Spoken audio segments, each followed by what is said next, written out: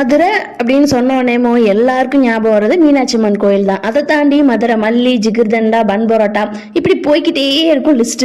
அப்படி பார்க்க போக மதுரையில ரொம்பவே சிறப்பும் ரொம்ப பிரசித்தி பெற்ற கோயில் தான் மீனாட்சி சுந்தரேஸ்வரர் கோயில்.